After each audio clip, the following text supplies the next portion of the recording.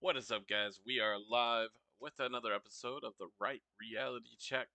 Today, we're going to be talking about the primaries, the Iran war, and then Trump's agenda with AI. We're going to get into that. All right, so let's get started. Let's have some fun here. What are the key takeaways from Tuesday's primaries in California, Iowa, and other states, especially with California's governor race still too close to call? California's governor primary is still too close to call. With around 56% of votes counted, Republican Steve Hilton, a former Fox News host endorsed by Trump, leads with about 27.6%, followed Wow. closely by Democrat Xavier Becerra at 25.6%. Billionaire Tom Steyer is third with around 19.8%. California's top two system means the top two finishers advance to November regardless of party, and final results could take days or weeks due to mail ballots. In Iowa, Democrats picked state rep Josh Turek as their Senate nominee in a decisive win, setting up a tough general election fight. On the GOP side for governor, Trump endorsed Rep. Randy Feenstra lost narrowly to businessman Zach Lahn, a rare primary setback for the president. Other notes: LA Mayor Karen Bass is heading to a runoff. Across states like New Jersey, Montana, New Mexico, and South Dakota, there were some progressive wins and interesting independent candidacies. But the big stories are California's cliffhanger and Iowa's shakeup for Democrats eyeing Midwest gains. It's early, but these results hint at some cracks in usual party strongholds. So if it ends, so is it gonna end up being like for the California governor? Would it end up being what is the guy's name? Steve Hilton and Xavier basically going at it head to head for November? Yeah, it looks like Steve Hilton and Xavier Becerra are the ones heading to November. With over half the votes counted, Hilton's still out front around 27 to 28%. Becerra's right behind at about 25 to 26%, and Tom Steyer's trailing in third at roughly 20%. California's top two system means those two will face off in the general, regardless of party, one Republican versus one Democrat. Counting still going because of all the mail ballots, but their leads look pretty solid now. Okay, so it's not lies, but it looks like we've got a Republican in the race for California. That could be good. Can you tell me more about this Steve Hilton, and also tell me about the this Xavier guy as well? Steve Hilton's a British born guy who moved to California around 2012. He's a former top advisor to UK Prime Minister David Cameron, then hosted a Fox News show for years. Trump endorsed him, and he's running as an outsider, promising to cut taxes, no income tax under 100 grand, slash bureaucracy, fix housing by reforming environmental rules, and crack down on government waste and fraud. He's never held elected office before. Xavier Becerra is a longtime California Democrat with a ton of government experience. He's been a congressman for over 20 years, state attorney general, and Biden's health secretary. Son of Mexican immigrants, he focuses on health care as a right, protecting rights against federal overreach, building more housing, and affordability. He's got deep establishment ties and a record of suing the Trump administration over 100 times. It's going to be a classic outsider conservative What? versus seasoned Democratic. Okay, I already don't like this Xavier guy, but Steve Hilton seems pretty promising. Yeah, Steve Hilton's the fresh face here. British born, ex advisor to UK Prime Minister David Cameron, then a Fox News host. He pushes big tax cuts like no state income tax under 100 grand, slashing regulations to build more housing, cracking down on government waste and fraud, and getting spending back under control. His whole pitch is ending one party rule and making California affordable again for working families.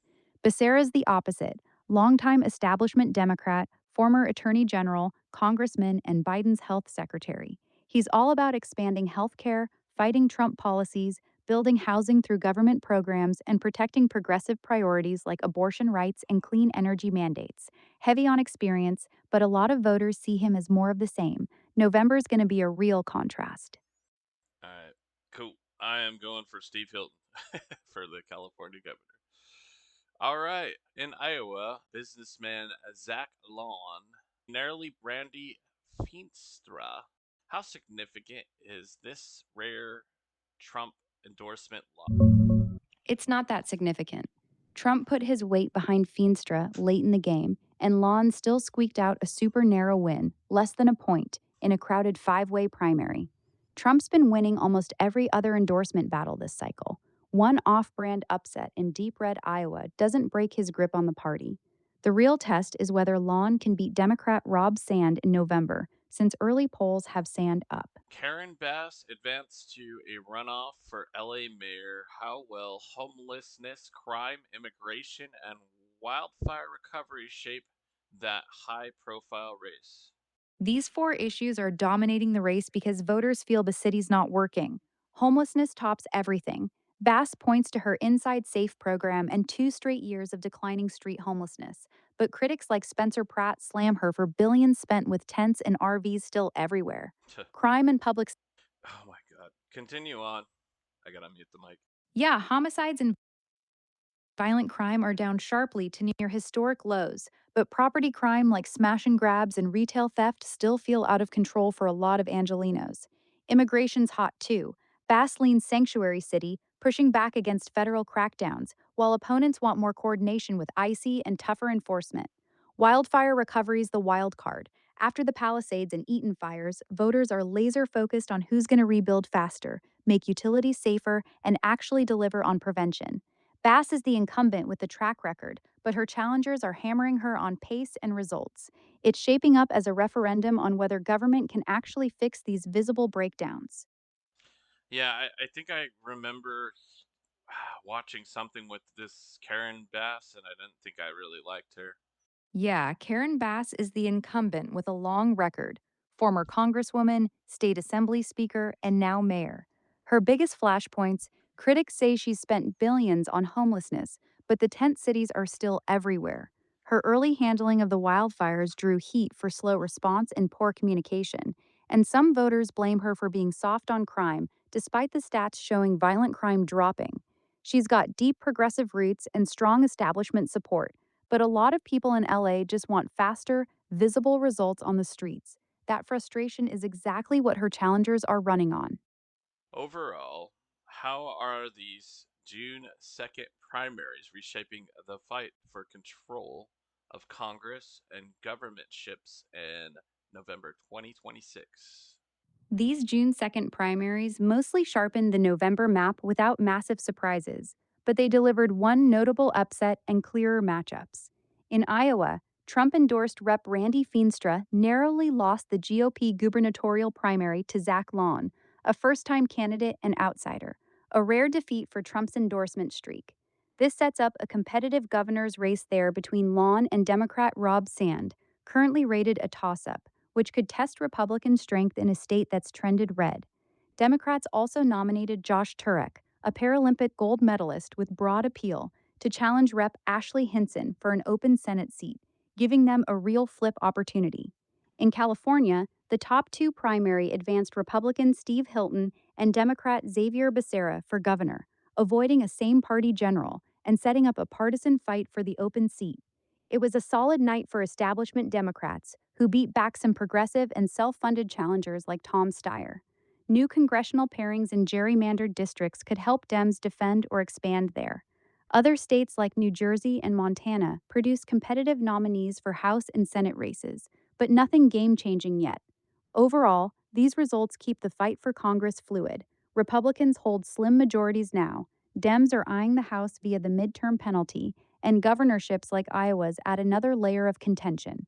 The Iowa upset hints Trump's influence isn't bulletproof on every race, which could matter in tighter contests. We're still early, though. More primaries will shape the battlefield further. All right. Thank you guys so much for watching. Be sure to follow. We're going to be doing this every week. We'll be basically talking about whatever's trending in politics every single week.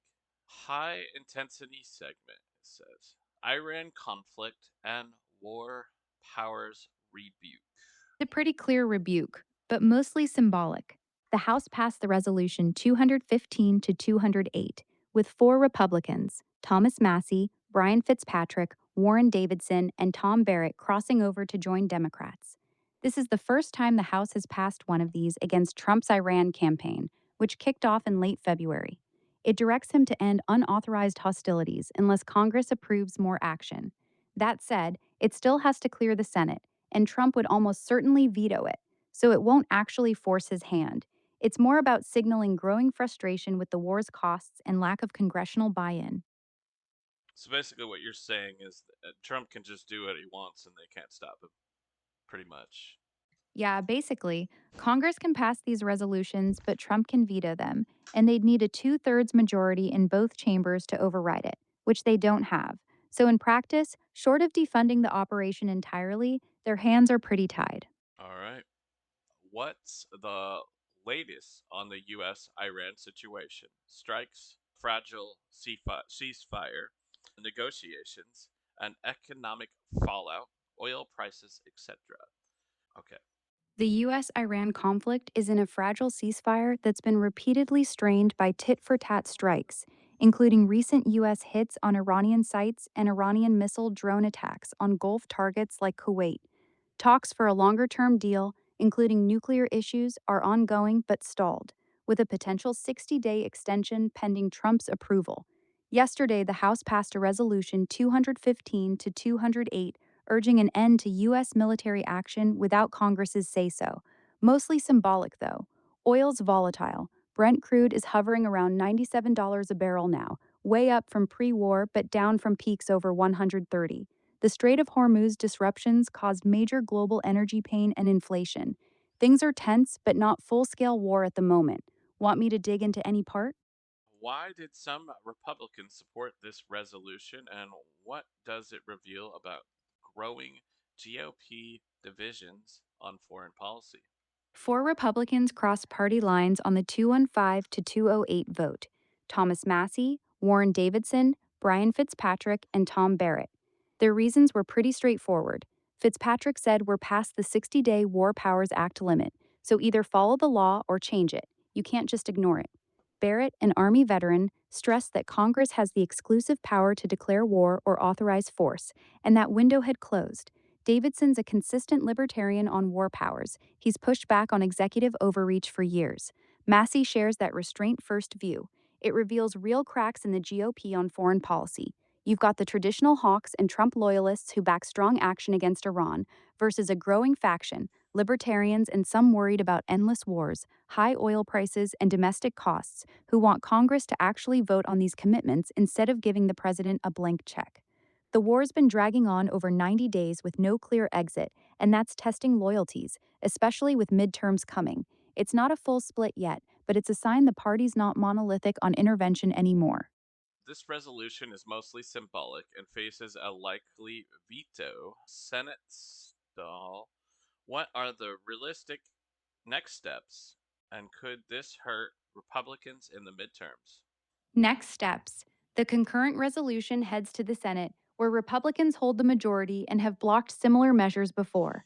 Even if it somehow passes both chambers, it's non binding and lacks legal force to stop the president.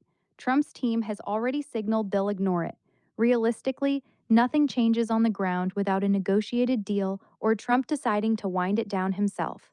On midterms, yeah, it could hurt Republicans. Polls show the war's deeply unpopular. Trump's approval has dipped into the 30s.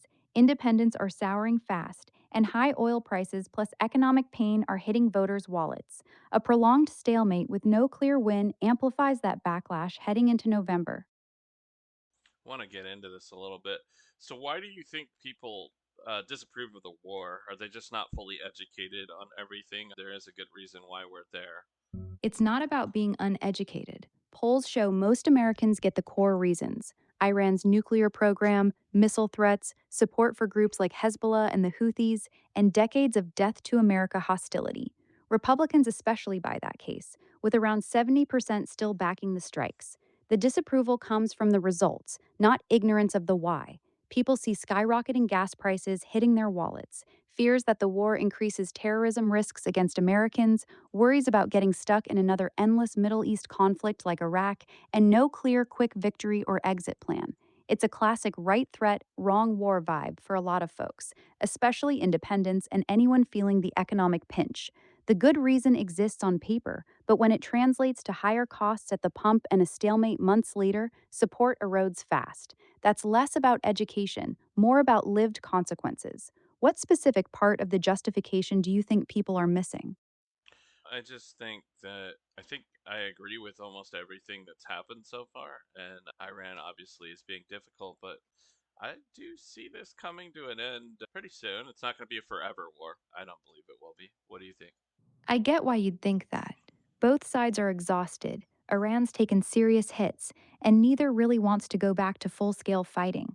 The active shooting phase wrapped up in early April, so we're already in a kind of low level stalemate. That said, I'm less optimistic it'll wrap up clean and soon. The ceasefire's been shaky for nearly 2 months now, with fresh attacks just in the last few days. Talks keep stalling over the Strait of Hormuz and nukes, and Iran keeps playing hardball. Prediction markets are pricing only about a 25% chance of a permanent deal by the end of June. It could drag into fall or longer before anything sticks. You might be right, it won't be a forever war, but the pretty soon part feels optimistic to me. What makes you think it's going to break soon?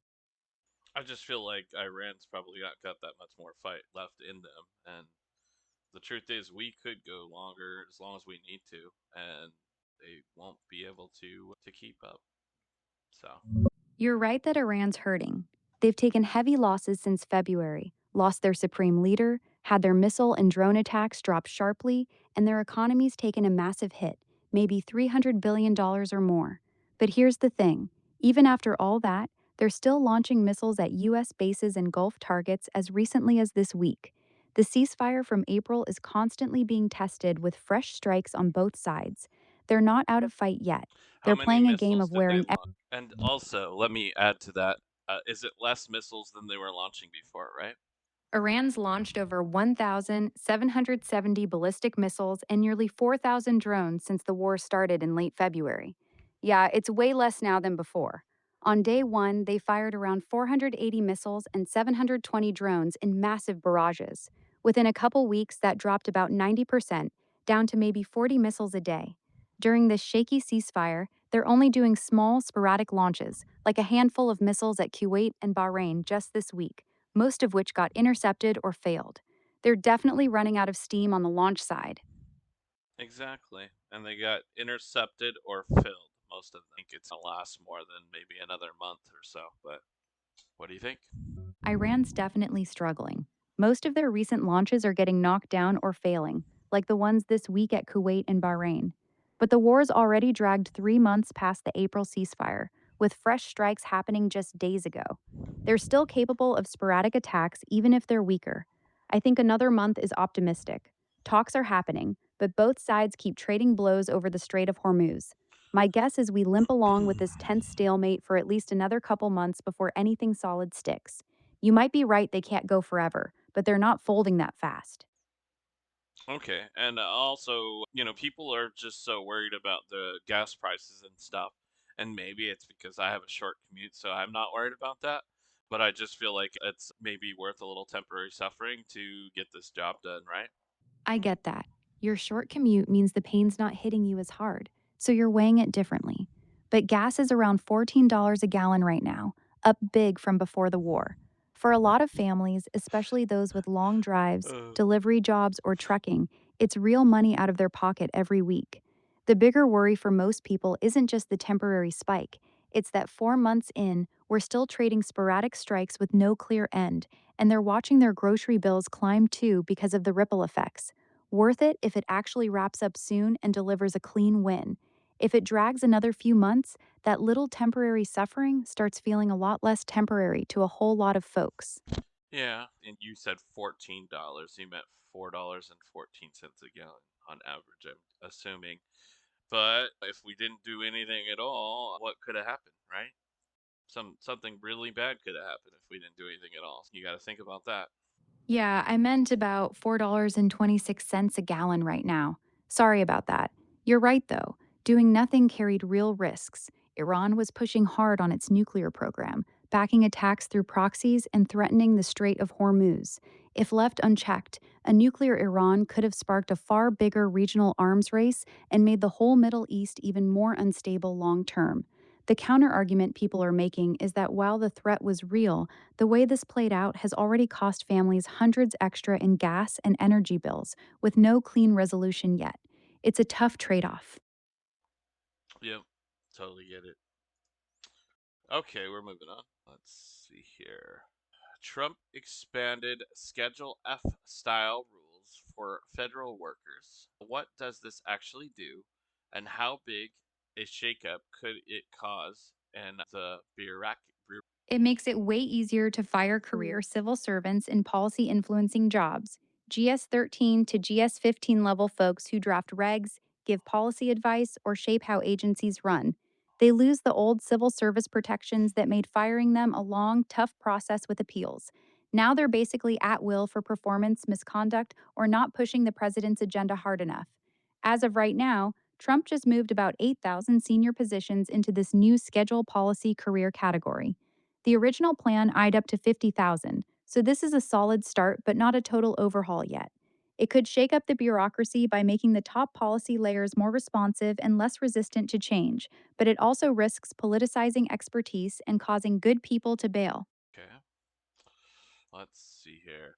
New Medicaid work requirements. 80 hours a month are coming. Who gets hit the hardest, and what are the biggest implementation challenges for states?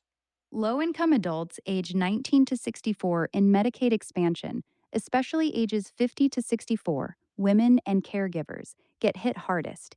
Many already work or face real barriers like health issues, chronic conditions, or family duties, but proving exemptions or logging exactly 80 hours a month is tough.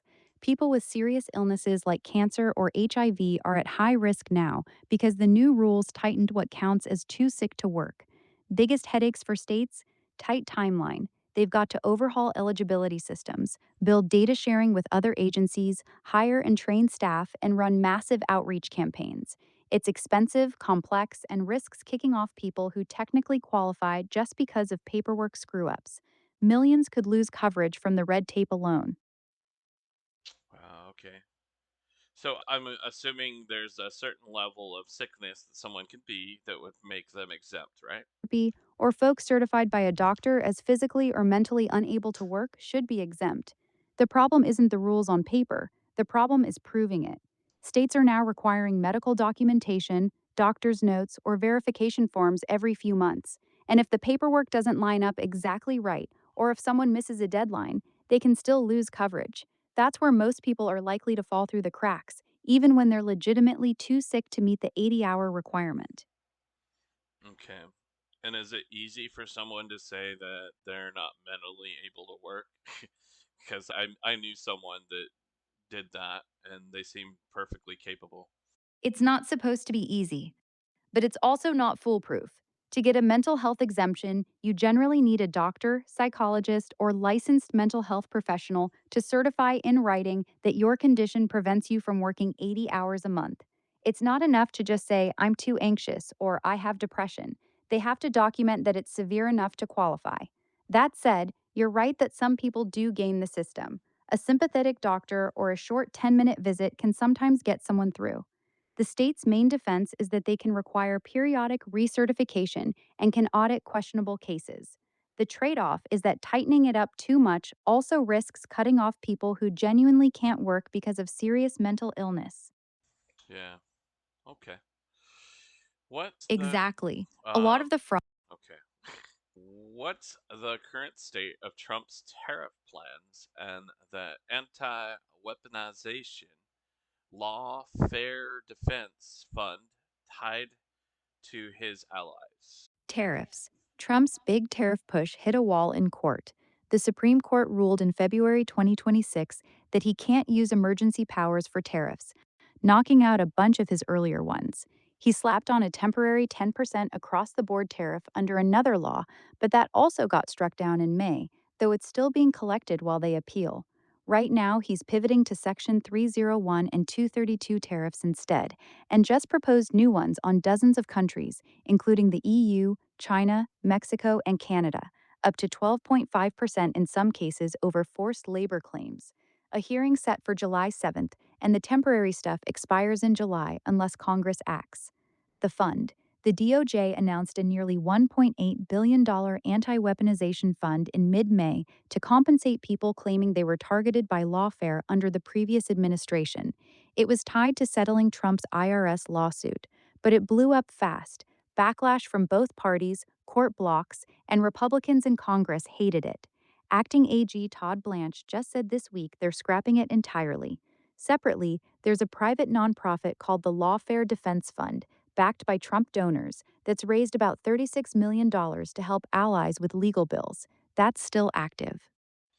Okay, and to touch on the tariffs, so they keep trying to stop him from doing these tariffs, but he just keeps finding another loophole another way. Will he always just find another loophole? I don't think they can ever stop him, yeah? What do you think? They can slow him down a lot, but no, they can't completely stop him from using tariffs. The Supreme Court already blocked his easiest, broadest tool, IEEPA, back in February. Then courts knocked down his temporary 10% global tariff under Section 122.2, though those are still being collected while it's on appeal and set to expire in July anyway. He's now shifting to Section 301 and Section 232, which give him more targeted but still powerful authority: national security for 232, unfair trade practices for 301. He's just announced new ones on dozens of countries over forced labor claims. Those are harder to challenge successfully because Congress actually delegated that power more clearly. He won't run out of ways entirely, but each new route takes more time, more paperwork, and faces more lawsuits. It's whack a mole, not unlimited power. Okay. Senate Republicans are pushing a new border ICE funding bill. What survived negotiations, and how are local federal tensions, example in LA, playing out? The bill's still moving.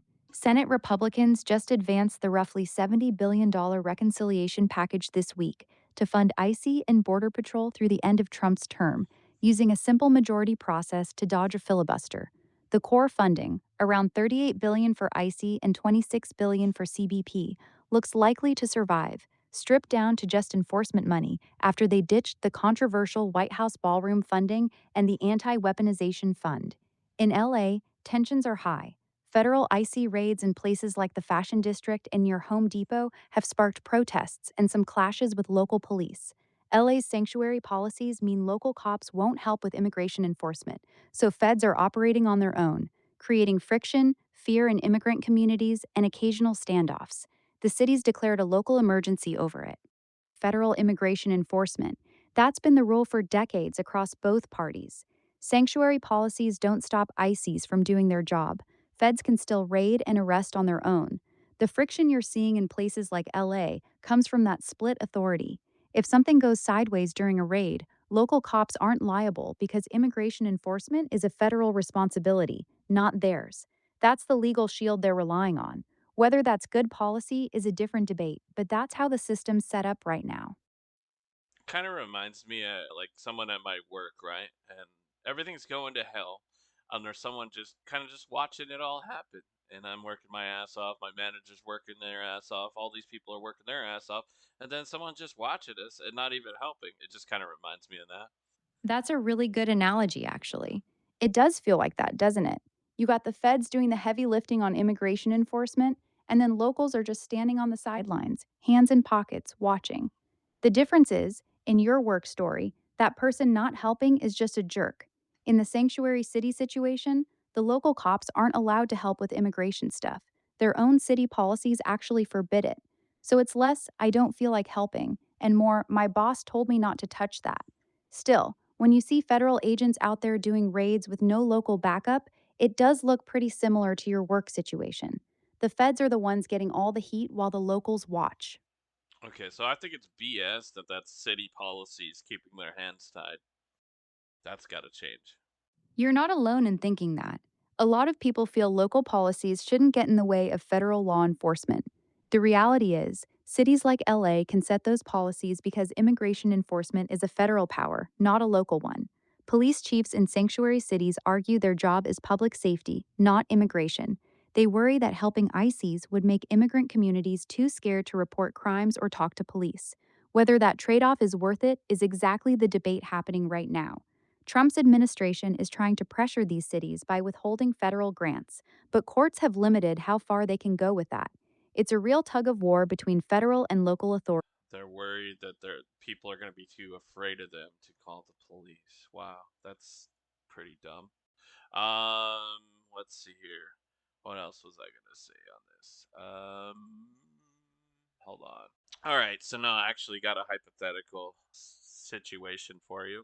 Say there's, I don't know how many ICE agents do a raid. Maybe say there's five of them, and then they get overrun by a bunch of guys, and there's a gunfight. Is the local police just supposed to stand by and watch that happen? No, local police aren't supposed to just stand by during an active gunfight. Okay. Shooting at federal agents is a serious federal crime. Assaulting or impeding them in their duties can bring heavy charges. If there's an active violent attack or shootout happening right there, cops have a basic duty to protect lives and stop the violence, no matter who's involved. That said, it gets messy with sanctuary policies. In many cities, local departments are barred from helping ICE with immigration enforcement itself, so they might not join the raid or back them up proactively. But a straight up ambush or gun battle crosses into regular public safety. Most police chiefs would say they respond to the shots fired, secure the scene, and sort jurisdiction later. They're not obligated to enforce immigration law, but ignoring an active attack on anyone, feds included, isn't realistic or legal. Okay, good. So they would do something. Okay, what if it was just simply ICE agent was assaulted by maybe a punch to the face or something? Would a local policeman do something about that?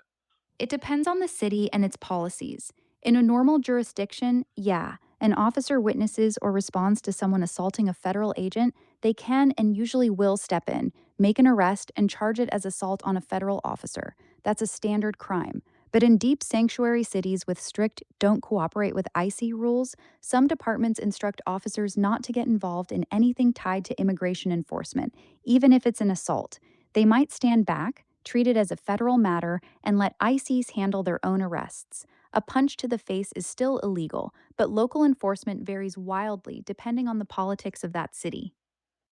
So it sounds like on a lot of these more sanctuary cities, it would take literal gunshots to get them involved. Yeah, pretty much. In the strictest sanctuary cities, a shove, a punch, or even a group trying to stop an arrest might get ignored by local police because they're told not to assist ICE in any way. It often takes actual violence with weapons or a clear threat to public safety before they'll step in. That's the practical reality of those policies. They draw a hard line against helping federal immigration enforcement, even when it means looking the other way on lower level assaults. Okay. Recent Supreme Court rulings on redistricting seems to help Republicans. How many House seats could this realistically shift for the midterms? I was told that helps Democrats, but it's helping Republicans. Let's go into detail on this. Welcome to the stream. The recent Supreme Court ruling in Louisiana v. Calais made it much harder to force states to create extra majority minority districts under the Voting Rights Act. That opens the door for Republican led states in the South to redraw maps and eliminate some heavily Democratic districts, which usually helps Republicans. Realistically, this mid decade redistricting push across about 10 states could net Republicans around 8 to 12 House seats for the 2026 midterms, though projections vary. Some analysts say up to 16 in the best case for them. Texas alone is looking at about 5, with gains also in Florida, Louisiana, North Carolina, and others. California pushed back with its own map favoring Democrats by about 5 seats, but overall, the math tilts toward Republicans. You were probably told it helps Democrats because earlier court fights sometimes forced more minority opportunity districts, which lean heavily Democratic. This ruling flipped the script by limiting that requirement. It's not a guaranteed landslide. Gerrymanders can backfire in a wave election, but it definitely gives Republicans a structural edge heading into November. Is this the beginning of visible cracks in GOP unity or just normal midterm year friction? It's a bit of both, but leaning toward real cracks. House Republicans have a razor thin majority, around 217 seats, so even one or two holdouts can kill bills. Members like Thomas Massey keep bucking leadership on votes, from Epstein files to foreign policy. Trump's approval is underwater, hovering in the high 30s, with disapproval around 60%, and he's prioritizing loyalty tests, like endorsing controversial primaries over helping vulnerable candidates. That's not standard midterm grumbling. It's the coalition that won in 24 starting to fray over wars, the economy, and direction. The redistricting gains might cushion some losses, but unity's visibly strained. Okay. How are economic issues, tariffs, gas prices from the Iran conflict, cost of living intersecting with foreign policy in voters' minds? Voters are feeling the pinch hard. Gas is around $4.26 a gallon nationally right now, up sharply because of the Iran conflict disrupting oil supplies through the Strait of Hormuz. Inflation's at 3.8%, with energy costs jumping almost 18% in the last year, pushing up groceries and everything else. Tariffs are adding hundreds of dollars a year per household in higher prices on imports. In voters' minds, it's all blending into one big cost of living headache. Polls show Trump's economic approval underwater, around 37 to 40%, with majorities saying he's mishandling both the economy and foreign policy. The war they didn't want is making daily life more expensive, and tariffs feel like self inflicted pain on top of it. Economy still trumps foreign policy as the top issue, but the two are now tangled together, and it's hurting Republican prospects for the midterms. All right. What are the biggest wild cards for the rest of 2026 that could decide who controls Congress? The biggest wild cards are how quickly the Iran war ends and gas prices come down. They're already over 4.50 a gallon, and voters are blaming Trump directly for the spike, tying foreign policy to their cost of living. Tariffs and inflation staying sticky is another one. If prices don't ease, Trump's underwater approval around 37% could drag House Republicans down hard in a classic midterm wipeout. Unexpected escalation in the Middle East, a major economic shock, or voting chaos like federal interference at polls could also scramble everything. Senate maps tougher for Democrats, so House control is the real prize up for grabs. We will be closing up here for the stream, and I'll edit this, and it'll go up as a video on my YouTube channel, which is the Right Reality Check on YouTube. So be sure to search that and subscribe there. Appreciate it, y'all. All right. Anyway, y'all have a good one, and I'll see you guys soon. Peace out. Check out my artists on Spotify, guys. Travis Reigns, country singer. Lullaby, it's my pop star. And we have a new AI rapper who raps about being an AI overclock. And we also have my Etsy shops, Wall Bloom Studios, where we do cottage core digital prints, artwork. You can also get it on a canvas. We have beach towels, blankets, and more. Also, check out my other Etsy shop, Grand Tour Print Co., where you can get vintage travel prints, travel posters. Check them out, guys. And thank you so very much for your support. My music on Spotify. If you like it, then follow me. I promise you won't be sorry. Check out my music on